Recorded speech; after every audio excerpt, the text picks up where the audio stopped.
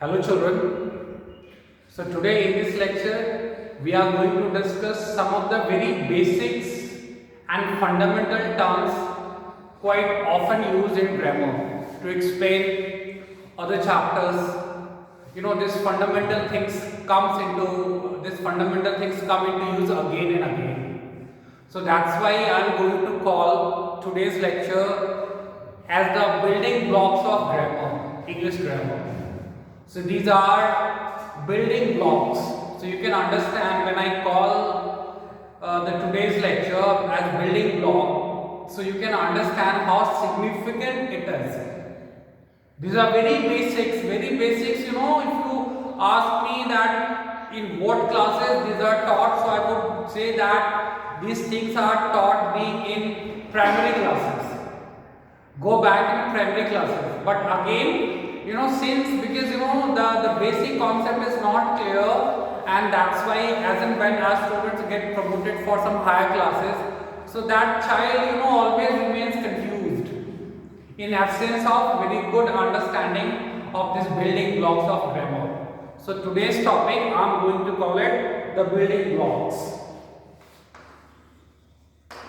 Building blocks of English grammar.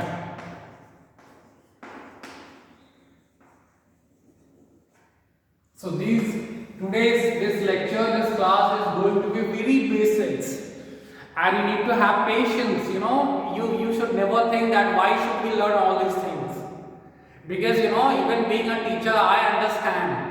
Because at one hand I have met some of the very difficult topics like clauses, and then I'm dealing with the transformation of sentences. So at the same time I understand that even these things are very important. So let us start. So I'm going to start with person. So when we talk of person, English, we speak, we write, we convey, we communicate through the medium of sentence. Sentence is that medium.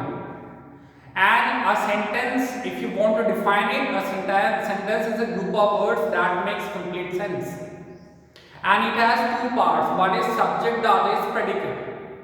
What is subject? That part of sentence about which we speak something is called subject. And what is said about subject is predicate. So it's very important for a student to know the number and person of a subject. Why is it important? It is important to know the number and person of subject because since a child knows the number and person of a subject, then only a child will use right verb with right subject. Because English is based on just two formula. That when subject is similar, the verb has to be similar, and when subject is plural, the verb has to be plural. So these two, that's why it's very important for everybody who wants to speak English to know that the given subject is in which person, is in which number, is in which case. So these are some of the very fundamental topics we are going to discuss. Person, how many persons are there? All of us know there are three persons. That is first person,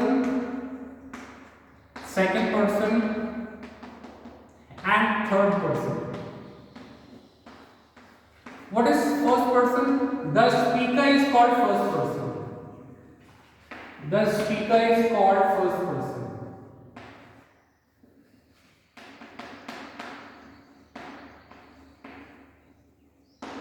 The speaker means who speaks. The speaker is called first person. The person who speaks is first person. Now I am speaking, I am the first person. I and we are first person. But I is singular and we is plural. Now second person, who is called second person? The listener is called second person. The listener is called second person. Who is listener? Who is listening? I am taking your class. I am a speaker. You are listening. You are listener. Now, in the process of when the class is going on, if some student stands and put up a question, that time that student is the speaker, and including me, I am the speaker. I am listening. So You is second person.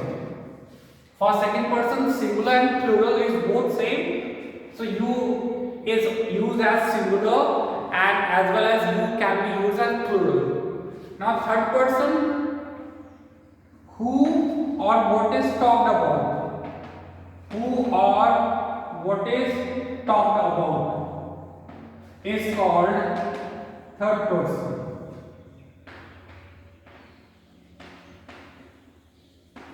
Who or what is talked about is called third person. About whosoever or about whomsoever we speak is called third person. Examples: he, she, they. These are third person. So now we have understood person, first person, second person, third person, and it's important for everybody to know the number of the person of a subject, whether the given subject is in first person, second person, third person, and then only a candidate will use right verb with it. Let us see what is next here. So having seen this person, now we will go next for the number. Because now a child has understood that subject is in first person or in second person and third person. So the child will have to know also that it is in which number, whether it is singular, first person singular or first person plural, whether it is second person singular or second person plural, whether it is third person singular or third person plural. So there are two numbers.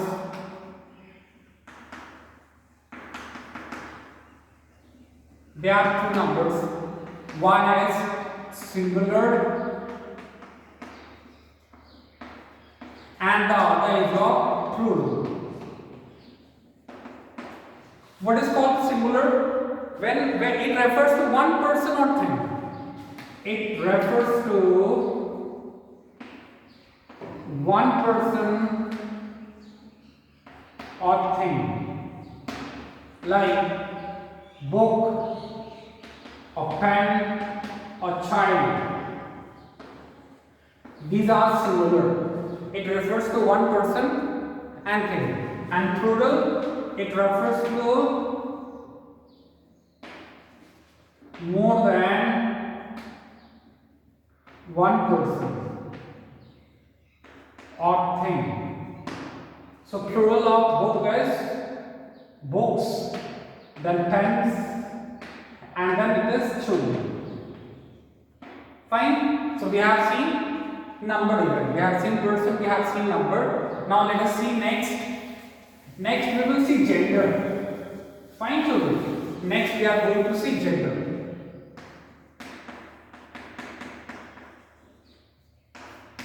Gender. There are four genders. There are four genders. First, masculine. Second, feminine.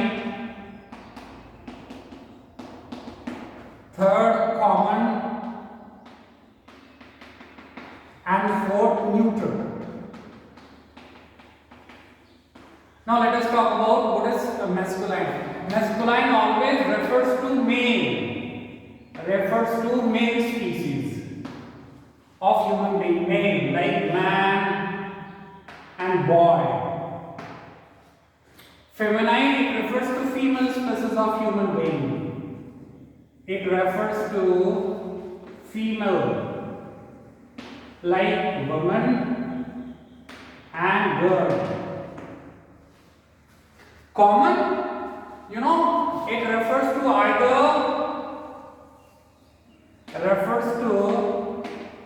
either male or female. Like if I say child, there could be a male child, boy child, there could be a girl child, and doctor. There could be a male doctor, there could be a female doctor. Engineer, there could be a male engineer, there could be a female engineer. So common gender is that. Neutral gender, it refers to neither male nor female. Like non-living things. Here it comes non-living things. And trees we can use, and we can use small children, infant. So see, there one should never laugh, because when I sometimes explain this thing to a class, this nuclear gender, sometimes students laugh. They think it to be those people whom the nature has made differently. So there is nothing to laugh. Even they are human beings, and even now they are recognized by the constitutions also. So here we are not talking of that, because when I say it's neither male nor female, so students they burst into laughter and they think sir is talking of those people. Transgenders, no, that is, the term is called transgender. That is a different thing. That means we have done person, we have done number, we have done gender. Let us see what is there, the next term. Now we will study case. Right? Case we will study. And in Hindi, you call case that as karak. Right? In Hindi, there are eight karak. In English, even we can make that we can say that there are 8, but we will study only 5, because these 5 are more into use. Number 1, there might be all 8. I can name all those 8, but 3 are not in use. That's why we are going to here study only 5. There are 5 cases. Number 1, nominative. Nominative, it is also called subjective.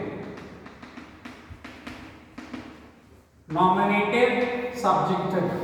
What is called nominative? Second one is objective. And accusative, it is also called accusative. Third is possessive. It is also called genitive. Fourth one we will learn is dative, D-A-T-I-V-E, and fifth one is vocative, V-O-C-A-T-I-V-E, vocative.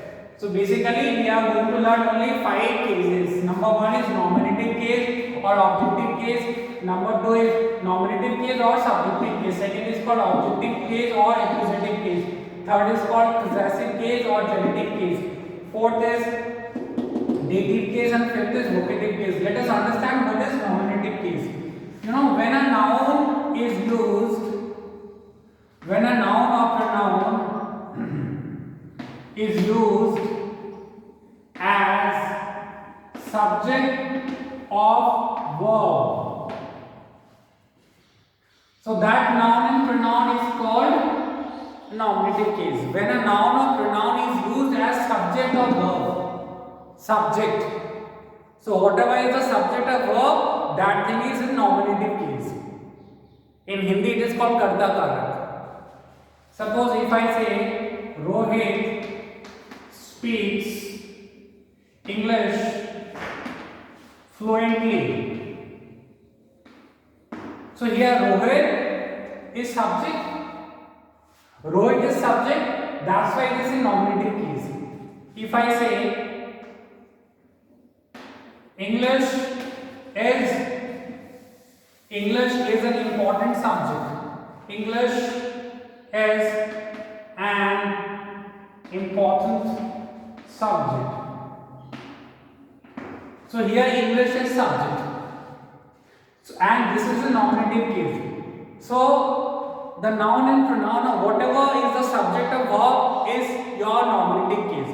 And if you have any confusion to find out the subject of a verb, you can make question with who and what. And the answer which you get after making question with who or what, it is the nominative case. Let us see who. Rohit speaks English fluently. If we make questions, what it becomes? Who speaks English fluently? Of course, answer is Rohit. That's why Rohit is subject. And we can also make question with what. English is an important subject. What is an important subject? So English is an important subject. So once again let me tell you that what is nominative case? The noun and pronoun which is used as subject of verb is a nominative case. And to know the subject of a verb, we can make question with who and what. Is that fine? Let us move for the next case, that is objective case. Next is your objective case. Objective, and it is also called accusative case. In Hindi it is called कर्मकारक. That means noun and pronoun used as object of verb. So the noun and pronoun which is used as object of verb, that noun and pronoun becomes object, and they are in objective case, right? Like I teach children. Children learn English. So in this sentence, children is object and here English is object. And if you are confused, you are not able to make object, that what is the object, you can make question with whom and what. You can make the question with whom and what, and you will get the answer, that is the object. Suppose let us make the question. I teach children. Whom do I teach? Whom do I teach? Answer is children. And here children learn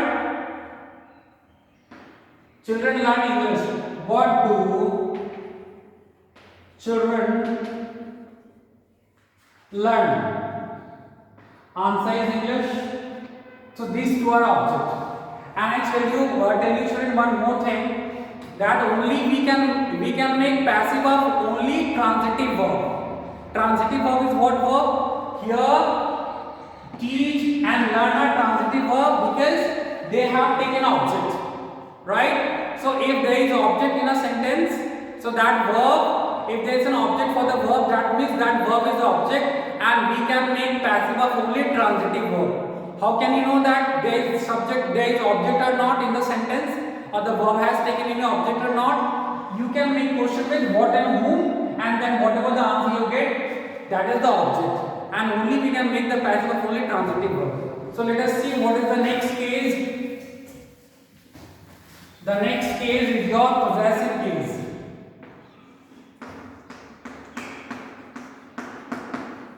Possessive, it is also called genitive case.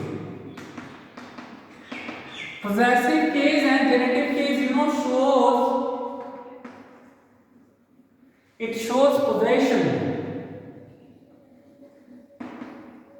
or ownership or belongingness. So possession shows what possession, ownership or belongingness. Suppose if I say this is Ram's book. So Ram is the owner, Ram is the master, Ram possesses the book, this book belongs to Ram, so this is in possessive. And if I say that is his bike or that bike is his. So here Rams is in possessive case, and here his is what? Here it is possessive adjective, and here it is possessive pronoun. this is adjective, and this is pronoun.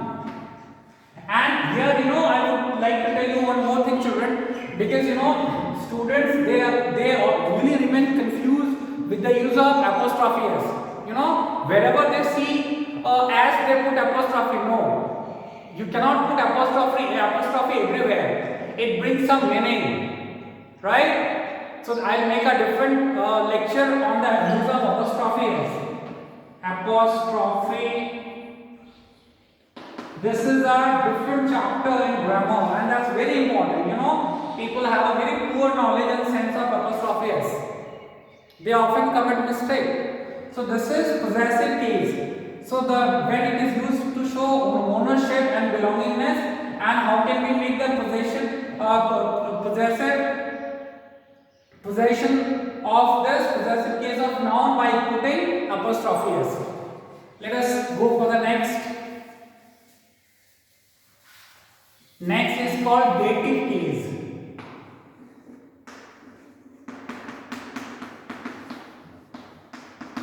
Dative case, here you need to understand one thing. See, there are some sentences, which takes two objects. Listen, this first. There are some sentences, there are some verbs which take two objects. So dative case we can only understand when they are given two objects in a sentence. Let us understand. If you say, my father teaches me maths. See, children, my father teaches me maths. So there are two objects. One is me and one is maths. So this me is called indirect object, and this maths is called direct object. How will you understand, and why will you accept it, that why me is indirect, why not maths is indirect, or why maths is direct, or why me is not direct? So there is a reason. The answer when you get with whom, the answer of whom is indirect object, and the answer of what is direct object. Listen to this. When you make a question with whom, so whatever the answer you get after making a question with whom, that becomes indirect object.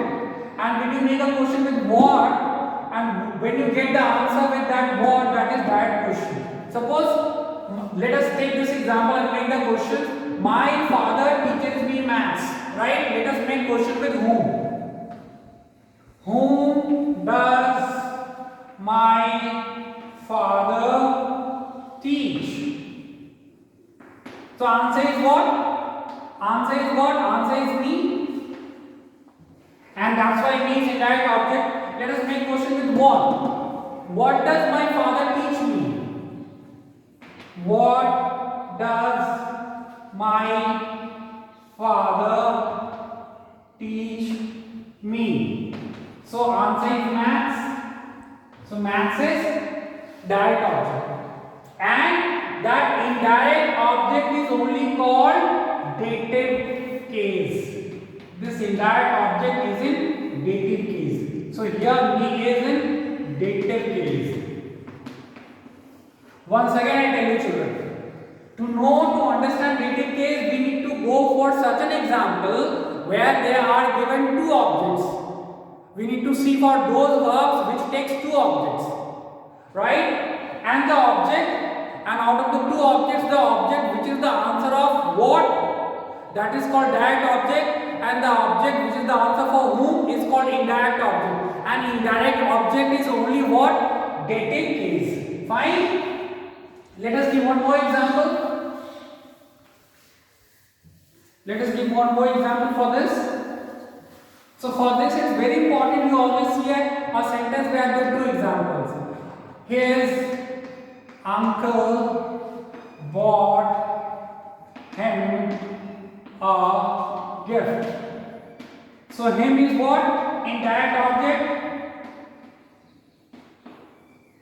and him is in indirect object is only in dative case, and a gift is what? Direct object. How? You can make the question with whom. his uncle bought him a gift. Whom did his uncle bought a gift? So him is the indirect object, and we can make the question of what for that question. What did his uncle give him? See,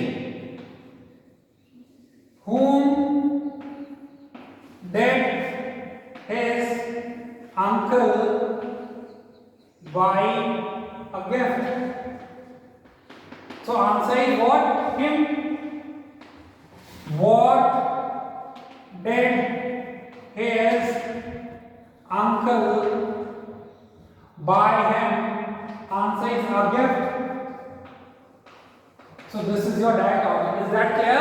And the indirect object is only dative case. Now one more is left. That is vocative case.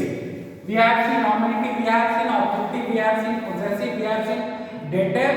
Now the fifth case is vocative case. Vocative case.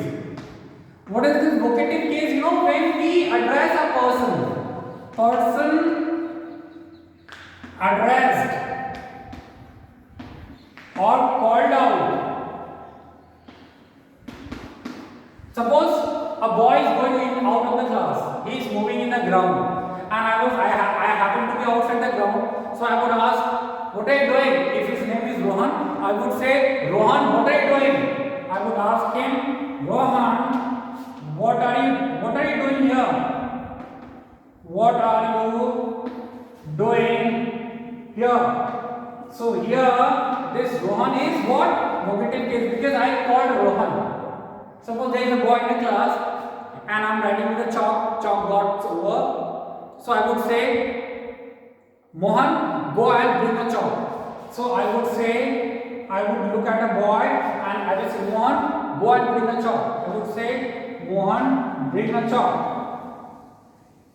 So here I have called out Mohan. Mohan, bring a chalk. So that means vocative, these two are in vocative case. Is that clear? So these were very fundamental things. We have seen what? We have seen nominative case, objective case, possessive case, dative case and vocative case. We have seen gender, we have seen number, we have seen person. Now I'm going to show you table of number, person, gender and case. This is one table. This is very interesting. This is a table. This is going to be of number, person. This table is going to be number, person, gender and case. This is the table. This is very interesting. Let us start with I first and C. Nominative case. NC means nominative case. OC means objective case. PC means possessive case. It is of two types. One is adjective. The other is pronoun. And the next column we can say reflexive. Reflexive pronoun or emphatic pronoun. It's pronoun. So there are four columns: nominative case, objective case, possessive case. Possessive case is of two types. One is adjective, the other is pronoun. Let us start with I. I is first person singular number. I, me, my, mine, myself. So these all are of first person singular number. First person singular nominative case, objective case, possessive case, it's possessive adjective, it's possessive pronoun, and it is either reflexive or emphatic. What is reflexive emphatic? I will teach you in the chapter pronoun. First person plural number. So first person singular, first person pronoun. We, us, ours, and will be ourselves because it is plural. Plural, that's why ourselves. Let us go for the second person. You, yours. So it can be singular as well as plural. Because you can be used as singular, you can be used as plural, and there is only one you. This can be used as singular, and this you can also be used as plural. So when you is singular, we will use yourself, and when you is plural, we will use yourselves. Now he, third person singular number, masculine gender. He, him, his, himself. Let us go for the feminine gender. She, her, hers, herself. Let us go for the neuter gender.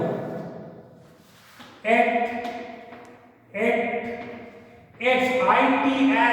no apostrophe, only its, we cannot put apostrophe. Here this form is not there, possessive pronoun form is not there, and it is itself. And now third person singular number is over, and third person plural number, they, them, their, their children. You know, people get confused with there and there, that I will teach you. Theirs and themselves. Fine. So today this is the chapter is building blocks of English grammar part 1. So today we have studied very simple things, but at the same time they are very important.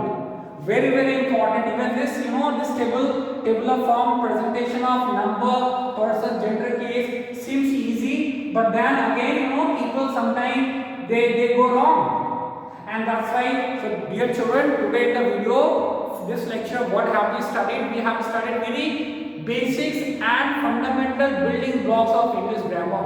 We started with person, then we went on person, number, gender, case, and finally we have this tabular form of number, person, gender and case. I'll make another one or two this classes or lecture on the same topic, that is building blocks of English grammar, and this will certainly, you know, boost your confidence. Keep speaking English, enjoy learning, and keep on building your confidence. Thank you and God bless you.